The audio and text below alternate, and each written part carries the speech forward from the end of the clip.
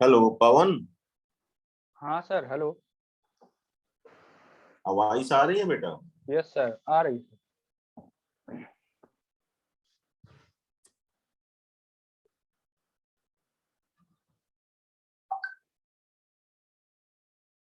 Share allow किया मुझे? जी sir जी।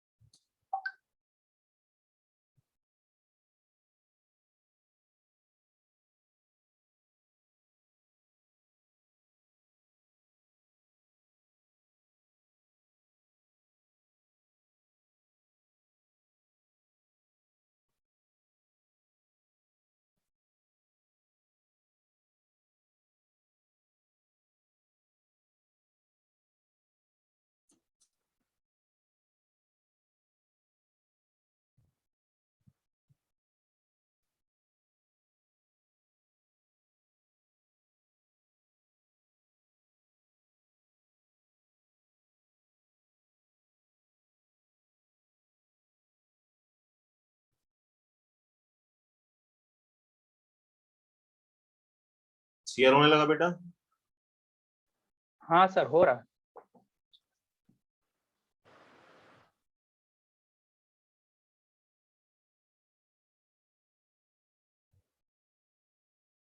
Class शुरू करते हैं। Yes sir. Good morning all. अभी देखिए हमारे लैपटॉप में शार्प 11 AM है। पवन, आपके में कितना टाइम हो रहा है? Sir same 11 AM sir. Same. देखिए 11 AM पे शार्प हम लॉग इन हो गए हैं और उसके 15-20 मिनट पहले टॉपिक लेके बैठ जाते हैं, लैपटॉप भी खोल लेते हैं, पूरी एफर्ट डालते हैं कि कोई डिस्टर्ब। आज वैसे कंपैरेटिवली ज्यादा बच्चे आ गए हैं, 29-30 बच्चे दिख रहे हैं। ठीक, गुड, थैंक यू आ जाने के लिए। ऐसे एज यूजुअल जैसे आप डिसिप्लिन के साथ पढ़ते हैं, आज भी पढ़ना है आपको और कोई डिस्टर्ब नहीं करना है और म्यूट रखना है अपने को, ठीक है? तभी हम समझा पाएंगे, आप समझ पाएंगे। तो डिसिप्लिन बहुत जरूरी है। टॉपिक स्टार्ट करें उसके पहले हम आपको बता दें कि ये जो इस समय ये देश का हाल है उसमें कहीं ना कहीं डिसिप्लिन मिस हुआ है। मास्क हटा दिया लोगों ने, सोशल डिस्टेंसिंग खत्म कर दी। अपने वर्कशॉप में ही बोल बोल के मास्क लगवाते थे, अदरवाइज मास्क नहीं लगाते थे लोग बाग। तो अब हम लोग फेस कर रहे हैं, तो डिसिप्लिन वेरी एसेंशियल। डिसिप्लिन जरूर रखिए आप लोग, मेरी रिक्वेस्ट है, आपके अच्छे के लिए है, ठीक है? Thank you. अब हम टॉपिक शुरू करते हैं। हम लोग लास्ट टाइम पे जिग एंड फिक्सर टॉपिक पढ़ रहे थे, तो हम लोग फिक्सर आज कंटिन्यू करना है। तो फिक्सर स्टार्ट करें उसके पहले हम आपको थोड़ा सा पीछे से मेमोराइज करा देते हैं या मेमोरी को रिकॉल करा देते हैं कि जिग की डेफिनेशन हमने बताई थी। Jig is a device which hold the job and locate the tool. Jig एक डिवाइस होती है, युक्ति होती है जो जॉब को पकड़ती है और टूल को लोकेट या गाइड करती है। तो ड्रिल के लिए एग्जांपल ज्यादा दिए थे हमने, drill jig, reaming, tapping, counter boring इस माध्यम से हो सकती है। आप बोल सकते हैं कि ड्रिलिंग ऑपरेशन इस माध्यम से होते हैं। Similarly, fixers are the same device which only hold the component, not locate the tool. Not locate the tool. आपको लोकेशन जो टूल की है वो मिस कर देनी है। बाकी फिक्सर का भी काम है जो आपको होल्ड करना। और ये दोनों ही हमारे मास प्रोडक्शन इंडस्ट्री का एसेंशियल पार्ट है। स्पेशली जिग तो बहुत एसेंशियल है। आपको शायद ध्यान होगा, कुछ लोगों ने अगर ध्यान से पढ़ा होगा, हमने आपको 5 तरीके के जिग बताए थे। एक तो लीव जिग बताया था, दूसरा चैनल जिग बताया था, third one box jig, right, फिर template jig, indexing jig. Leaf jig में हमने आपको डबल लीव जिग भी बताया था। आप जैसा स्क्रीन पे देख रहे हैं लीव जिग है, और ये डबल लीफ जिग है, राइट।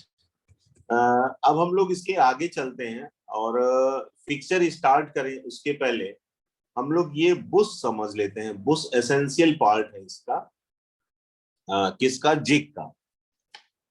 जिग में जो बुश लगा होता है बेसिकली वो जहां पर कटिंग टूल रन करता है वो पर्टिकुलर एरिया पे लगा होता है और वो डायरेक्ट कटिंग टूल के संपर्क में आता है। इसलिए ड्रिल बुशिंग का बहुत इंपॉर्टेंट रोल है जिग में, ये समझ लीजिए। Jigs uses drill bushes for guiding the drill reamer and other cutting tool of the workpiece. आप समझ गए होंगे। Generally the length of bush should be twice the diameter of the bushing hole. ये technical term है। Generally मतलब सामान्यतः the length of bush, जो particular bush है जो उसकी लेंथ होगी, should be twice the diameter. जितना डायमीटर है उसकी जो जिग बुश की लेंथ है वो डबल होगी। तो अगर डायमीटर हमारा 10 mm है, 10 mm का ड्रिल कर रहे हैं, तो जिग बुश कितना होगा, 20 का होगा। The bushing hole should be very close to the diameter of the drill bit.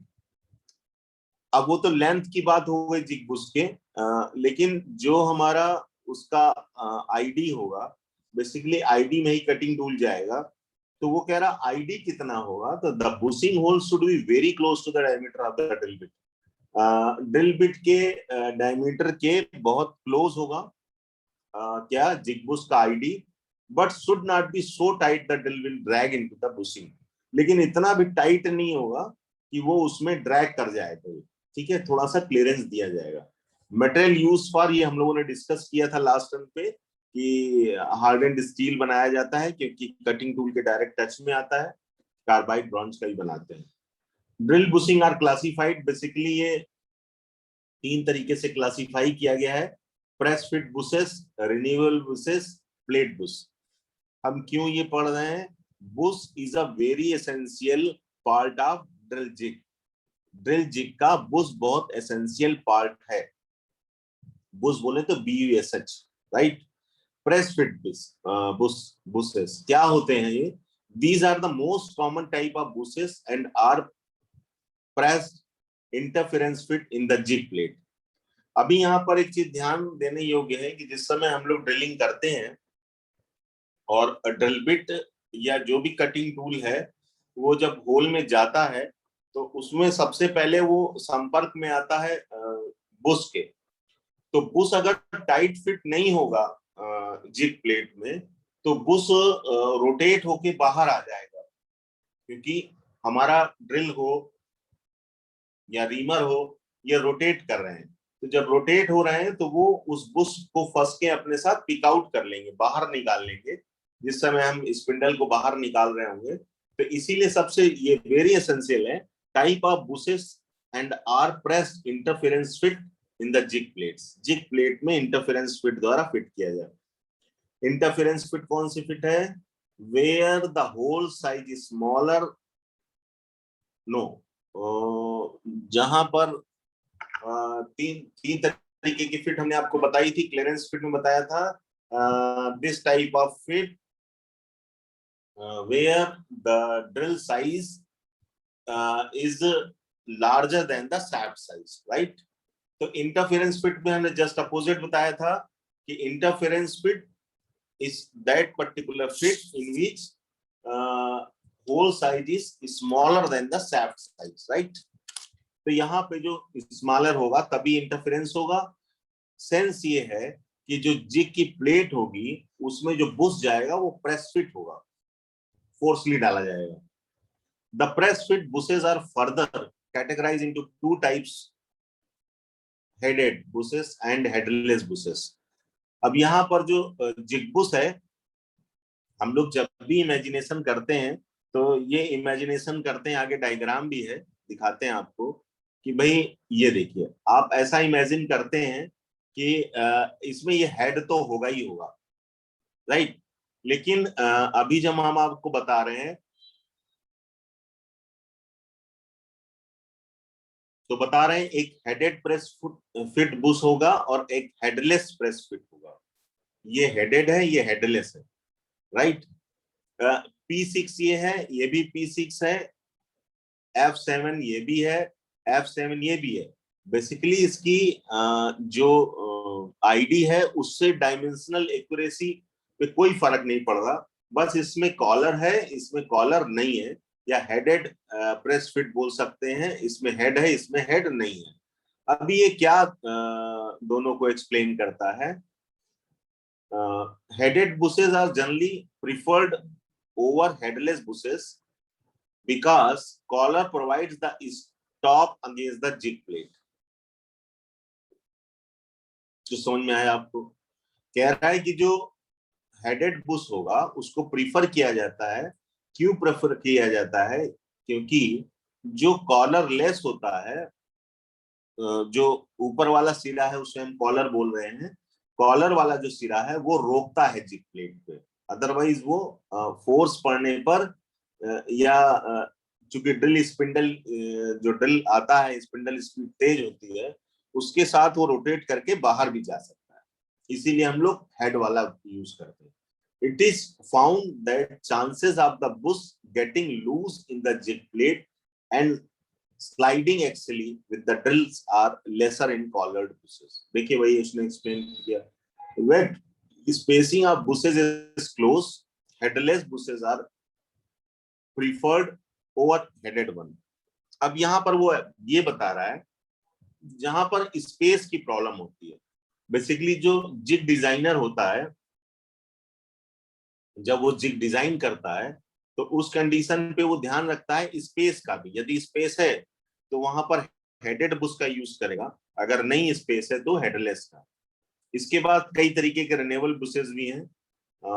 ये देखिए बुश आप फिजिकली देख पा रहे हैं, बेसिकली वो डायग्राम था, ये एक्चुअल बुश है। तो ये देखिए, ये ऊपर जो नर्लिंग वाला एरिया है ये आपका कॉलर कहलाता है। ये हेडेड बुश है। क्या है? हेडेड बुश है। दिस पर्टिकुलर एरिया जहां पे कर्सर मूव कर रहा है वो आईडी में जाता है जिग प्लेट के। प्लेट बुश देख पा रहे हैं आप, इसको बहुत हम एक्सप्लेन नहीं करते। चिप फॉर्मेशन ड्रिलिंग समझना चाहते हैं तो जल्दी से उसको हम बता देते हैं। आप कभी कभी देखते क्या है कि जब आप ड्रिलिंग करते हैं तो जिन लोगों ने, जब हम कुछ भी एग्जाम्पल देते हैं तो हम कुछ कहते हैं कि कुछ बच्चों ने जिन्होंने अप्रेंटिसशिप की हुई है या इंडस्ट्री में काम किया हुआ है। ये वर्ड हम इसलिए यूज करते हैं क्योंकि उनका नॉलेज या एक्सपोजर कंपैरेटिवली उन बच्चों के ज्यादा है जिन्होंने फ्रेश आईटीआई करके आए अभी। वो इस वजह से, सपोज एक बंदे ने रेडियल ड्रिल पे काम किया हुआ है या कॉलम ड्रिल पे काम किया है और उस पे ऑटो पे फीड दी है। जब हम ऑटो पे फीड देते हैं तो वो हमारी जो चिप फॉर्मेशन होता है वो कंटिन्यूअस होता है, उसमें कहीं चिप ब्रेक नहीं होता है, और वो हमारा एक स्प्रिंग जैसा होता है। कैसा होता है? स्प्रिंग जैसा। और कभी कभी क्या होता है कि अगर हम कंटिन्यूअस फीड ना देके हाथ से फीड दे रहे हैं, मैनुअल फीड दे रहे हैं, उस कंडीशन पे हमारा ये सेगमेंटल चिप्स होता है। तो यहाँ पर हम इसको पढ़ दें जल्दी से। Continuous chips are long and stringly and trained to take the form of a long coils। These chips are produced while drilling ductile steel। ये क्या बता रहा है कि कॉइल शेप में बन जाएगा। इसने ऑटो पे फीड वाला वर्ड नहीं इस्तेमाल किया है, ये हम अपने एक्सपीरियंस के आधार पर कह रहे हैं। हम ऑटो में जब फीड किया जाएगा तो ऐसा होगा।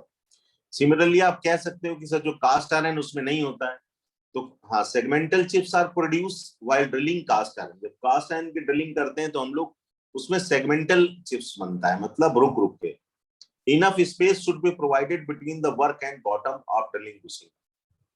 अब ये कहता है कि अगर सेगमेंटल है चिप्स तो वो तो ठीक है, लेकिन अगर ये कंटिन्यूअस चिप्स है तो उस कंडीशन पे आपको स्पेस रिक्वायर होता है। It will allow chips to pass between the work piece and bushing. अगले वाले डायग्राम में दिखेगा आपको। अब यहाँ पर देख पा रहे होंगे आप लोग कि ये जो चिप्स हैं, दिख रहा है आपको, ये यहाँ पर स्पेस होने के कारण यहाँ पर इकट्ठे हो रहे हैं। ठीक है, तो हमें ये स्पेस को भी ध्यान रखना होता है। आज का अपना टॉपिक है फिक्सर। फिक्सर की डेफिनेशन बताई थी हमने। जैसे हमने आपको बताया था कि जब you are going to design a drill jig, तो आपको क्या क्या ध्यान रखना है। Similarly you are going to design a fixture, आप फिक्सर को डिजाइन करने जा रहे हैं तो क्या क्या ध्यान रखना है, वो बातें हम आपको बताने जा रहे हैं। क्या क्या ध्यान रखना है, सबसे पहले देखें, डिजाइन कंसिडरेशन है, इसको कह रहे हैं। The main frame of fixer must be strong enough so that the deflection of the fixer is as minimum as possible.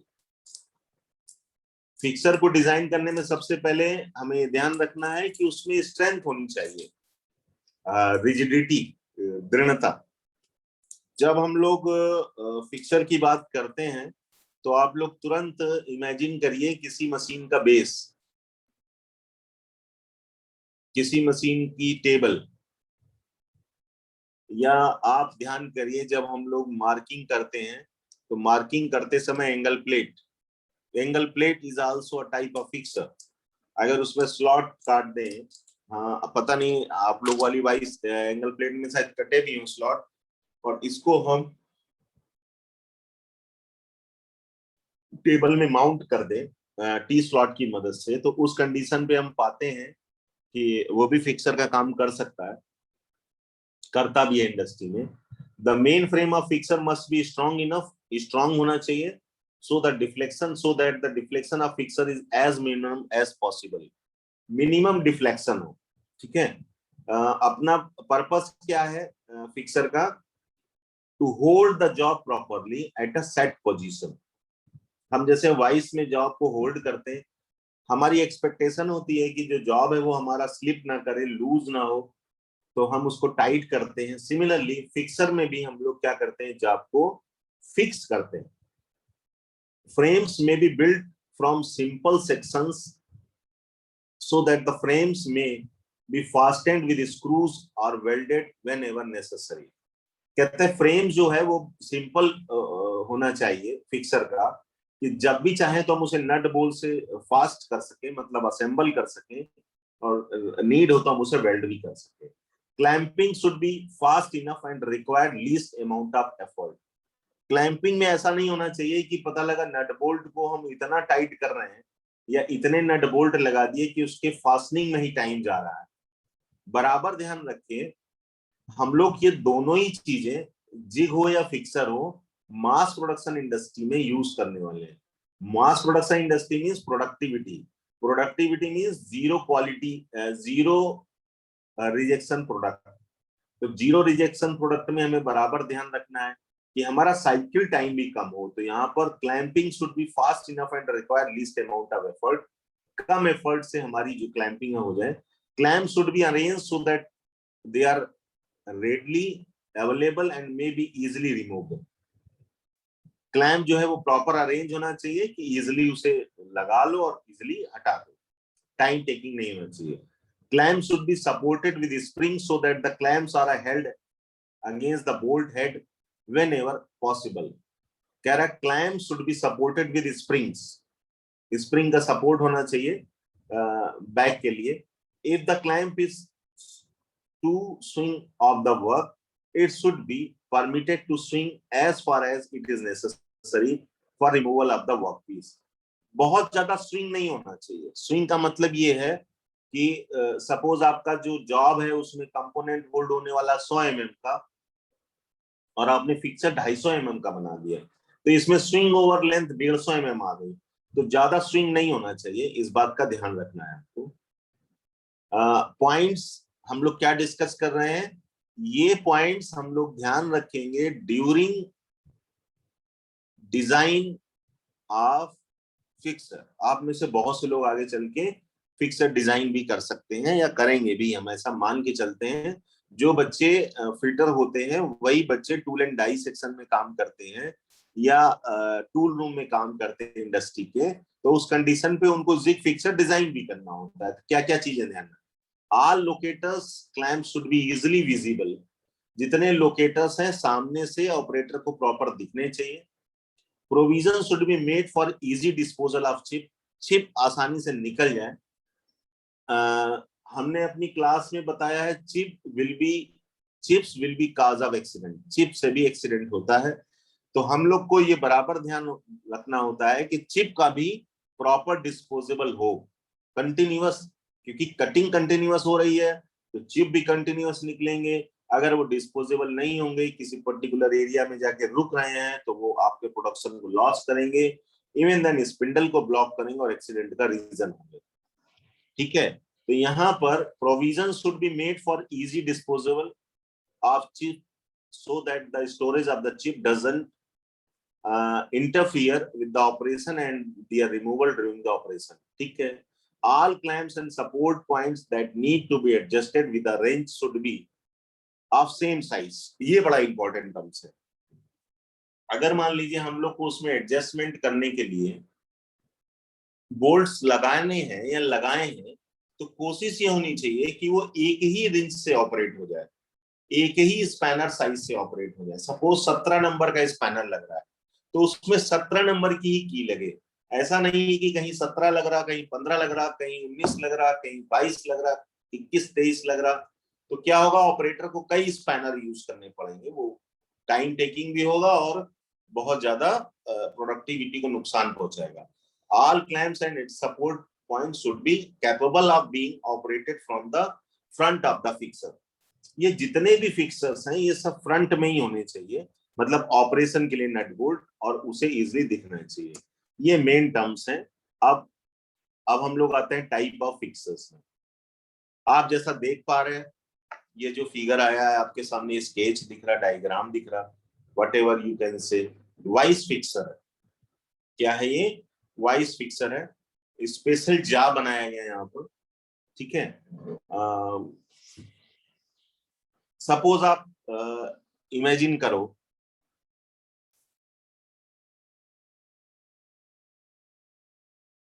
Suppose आप इमेजिन करो कि आपका एक कंपोनेंट है, ये कंपोनेंट, और ये गोल वाला वर्कपीस है, और आपको यहाँ पर एक ऐसा हिंदी में पहल बोलते हैं, या फ्लैट काटना है, तो for the use of spanner, या यहाँ पर कुछ की काटनी होगी लॉन्ग रन में आगे चल के। अब आपके पास ये ऐसा सिलेंड्रिकल जॉब है, ये यहाँ पर सिलेंडर है, पूरा पूरा सिलेंड्रिकल है। तो अभी क्या होता है, हम अपनी वाइस में पकड़ते हैं स्लिप कर जाएगा, मशीन वाइस में पकड़ते हैं स्लिप कर जाएगा। तो आप कह सकते हो सर वीक लैम में पकड़ लेते हैं, वीक लैम में पकड़ते हैं तो ये सरफेस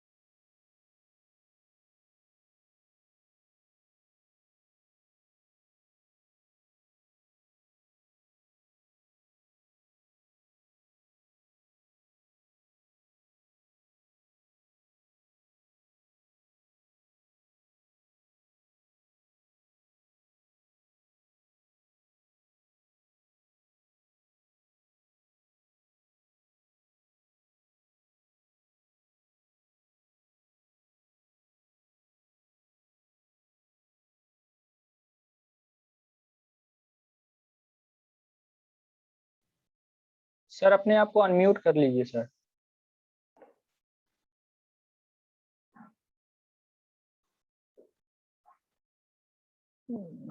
माइक सर ऑफ है आपका सर, अपने आप को सर अनम्यूट करिए। अभी देखिए आवाज आएगी? हाँ सर आ गई है। आ गई ना? Yes sir. Yes sir. Hello, जी यस सर। सर आ रही। चलो सबको म्यूट कर दो। सॉरी बस फोन आ गया था जेडी साहब का, इसलिए डिस्टर्ब हुई क्लास, सॉरी। तो हम लोग डिस्कस कर रहे थे टाइप ऑफ फिक्सर में। पहला वाइस फिक्सर। हमने ये बताया कि एक सिलेंड्रिकल जॉब है जिसपे हम लोगों को मिलिंग ऑपरेशन करना है। तो हमने इमेजिन करते हैं कि वाइस पे पकड़ लेंगे, फिर वी क्लैंप पे पकड़ लेंगे। लेकिन कि जब वी क्लैंप से पकड़ते हैं तो अगर हमें ये एरिया मशीन करना है तो ये एरिया ब्लॉक हो जाता है। उस कंडीशन पे फिक्सर डिजाइन किया गया। अब फिक्सर में देखिए क्या हो रहा है। इधर पे तो उसने स्पेशल जा बनाया इसको सिलेंड्रिकल को क्लैम्प करने के लिए, और ये रेगुलर जा है, और हियर द वर्क पीस। तो ये आपको जस्ट वाइज जैसा ही दिख रहा है, लेकिन क्लैंपिंग सिस्टम अलग होगा। अब यहाँ पर ये एरिया फ्री है, तो आप जितने चाहें उतने जाब इसमें होल्ड कर सकते हैं, सॉरी, 1 by 1, और आप अपना क्लैम्प कर सकते हैं, right? Wise clamp, simple wise job for holding round work pieces. Specially देखिए लिखा है यहाँ पे सिलेंड्रिकल जॉब होल्ड करने के लिए। Stop pin is used to prevent the bending of workpiece by the application of clamping forces. अगर कोई thin piece है तो उस कंडीशन पे है। Here guide pins are used to secure alignment. यहाँ पर आप देखेंगे गाइड पिंस लगी रहती हैं, ये अलाइनमेंट में बना रहे हैं। Alignment is very essential thing. आप जब होल्ड करते हो तो आपको बराबर ध्यान रखना है कि अलाइनमेंट भी प्रॉपर हो। To hold workpiece formally in all directions, wedges type jaw are useful. कह रहा है कि अगर सभी डायरेक्शन से उसे होल्ड करना है तो वेजेस टाइप जाज यूज होते हैं। It is use for rough casting and forging, because rough casting और फोर्जिंग के लिए इस प्रकार के वाइस फिक्सर का यूज होता है, because it permits considerable variation in dimensions. क्योंकि अगर रफ कास्टिंग है या फोर्जिंग है तो काफी डायमेंशन में वेरिएशन होगा, उस कंडीशन पे ये अलाउ करता है। अगला है हमारा बेसिकली 6 तरीके के फिक्सर हैं। एक है वाइस फिक्सर, दूसरा है milling fixer, third one is a facing fixer, अभी आएगा। फोर्थ है ग्राइंडिंग फिक्सर, ग्राइंडिंग फिक्सर भी आएगा। प्लेट फिक्सर है इंडेक्सिंग फिक्सर, राइट? तो अभी अपना चल रहा है मिलिंग फिक्सर। मिलिंग फिक्सर में क्या होता है? This hold the part in correct relation of the milling cutter. Cutter जो होता है वो आर्बर में होल्ड होता है, तो जब हमारा कंपोनेंट मिलिंग टेबल पे होल्ड होगा तो उस समय हमारी रिक्वायरमेंट होगी कि जो आर्बर में कटर होल्ड हुआ इसके रिलेशन में हमें होल्ड करना होगा कंपोनेंट को। Fixer is attached to milling machine table. देखिए इसने बताया कि फिक्सर कहाँ लगा दिया जाएगा? मिलिंग मशीन के टेबल में। Milling fixer consist of the base, clamp, rest blocks on nest, locating pins etcetera etcetera. The base of the milling fixture consists of a base plate. अभी हम आपको दिखाते हैं, ये दिख रहा है आपको, ये बेसिकली मिलिंग फिक्सर है। यहाँ पर आप देख रहे हैं ये की स्लॉट है और उसमें की को टाइट किया गया है। The base plate also have keyways along with length of the base of 2 guideways. 2 guideways होगा उसमें। These keys are, तो आप स्पेशली समझ सकते हैं कि मिलिंग फिक्सर मिलिंग मशीन पे कीवे है, स्लॉट है, काटने के लिए बनाया जाएगा और स्पेशली उसी के लिए डिजाइन होता है, ठीक है। Facing fixer, milling machines are extensively used for facing, seating and matting flat surfaces. The workpiece is positioned by 3 adjustable spherical indented pads. अब यहाँ पर क्या होगा? देखिए इसमें क्या है कि ये वर्क पीस है, ये वर्क पीस में इस एरिया पे आपको मशीन करना है, तो यहाँ पर आपका फिक्स जा रहा, ये सेटिंग पिंस हैं और ये आपके फिक्सर का ये बेस हो गया, और यहाँ पर लगा के आप उसे क्लैम्प कर सकते हैं। ये साइड व्यू है, जब प्लान देखा तो यहाँ पर ये नजर आता है और इस पे मशीन हो सकता है। द जा इज कीड in the fixer body to provide solid support to workpiece against the heavy thrust developed in the operation. The cutter should be fed to the workpiece in such a manner that the milling thrust should be directed towards the solid support of fixture. इसका भी पूरा function purposely है कि हमारे milling machine के लिए ही बना है, और इसमें फेस पे कोई ऑपरेशन यदि करना है, उसमें कीवे के लिए था, स्लॉट के लिए था, इसमें किस पर्पस के लिए? फेस ऑपरेशन के लिए। जिस समय हम लोग अगर हम लोग टाइप ऑफ कटर की बात करते हैं तो एक तो उसमें यूज होगा अगर स्लिटिंग सा एंड मिल कटर, किसमें? मिलिंग फिक्सर में। तो इसमें हमारा कटर यूज होगा स्लैब और milling cutter, slab SLAB, slab और मिलिंग कटर या facing cutter. The setting can be set in the path of the cutter should it before starting of the facing operation. Path के पहले जिस direction में tool हमारा, दो तरीके से कटर मिलिंग ऑपरेशन होता है, अप मिलिंग या डाउन मिलिंग। जो भी हमारा ऑपरेशन हो रहा है उसको ध्यान पे रखते पाथ सेट करेंगे। For clamping slots are provided to take care of the heavy forces developed during the operation. इसमें इस बात का ध्यान रखा जाता है कि जिस समय ऑपरेशन होगा, मतलब कटिंग होगा, तो जर्क पड़ेगा, उसको अवॉइड करने के लिए भी स्ट्रेंथ दी जाती है। The standard magnetic tables are used to rest workpiece such that the resting surface will be parallel to the surface to be ground। यहाँ पर ये आपको ये बता रहा है the standard basically grinding fixer है। ग्राइंडिंग फिक्सर में सरफेस ग्राइंड की जाएगी, या सिलेंड्रिकल सरफेस है तो ओडी ग्राइंड होगी, तो उस कंडीशन पे इसको मैग्नेटिक बेस दिया जाएगा। The standard magnetic tables are used to rest workpiece. अगर किसी ने सरफेस ग्राइंडर पे काम किया होगा तो सरफेस ग्राइंडर पे जो टेबल होती है वो मैग्नेटिक होती है, तो उसमें एक लीवर लगा रहता है, तो जब हम उसे ऑपरेट करते हैं तो मैग्नेट ऑन हो जाता है, मैग्नेट ऑफ होता है, तो हमारा कंपोनेंट उसमें क्लैंप, होल्ड और डीहोल्ड हो जाता है। However, for light work pieces with lesser resting area, the resting area tends to tilt and fly off the magnetic table due to high speed of grinding wheel and due to high fear also। कह रहा है इसमें छोटे pieces का use किया जाता है और अवॉइड किया जाता है कि जो इसका टेबल का मैग्नेटिक एरिया है उसके बाहर कोई कंपोनेंट रेस्ट ना करे। मतलब अगर हमारी उसका एरिया 2 फीट का स्क्वायर है, 2x2 का स्क्वायर है, तो 2x2 के स्क्वायर में ही कंपोनेंट आ जाए। अदरवाइज बाहर वाला अगर एरिया होगा तो वो टिल्ट कर जाएगा, किसका? कंपोनेंट का, क्योंकि वहां मैग्नेटिक फोर्स काम नहीं कर रहा है। Hence, it is necessary to provide additional support by nesting the workpiece. This can be done by placing the solid plates around the workpiece। इसको अवॉइड करने के लिए सॉलिड वर्कपीसेस रख देते हैं उसके चार। The nest plates are held firmly by the magnetic force table with more weight and more resting areas।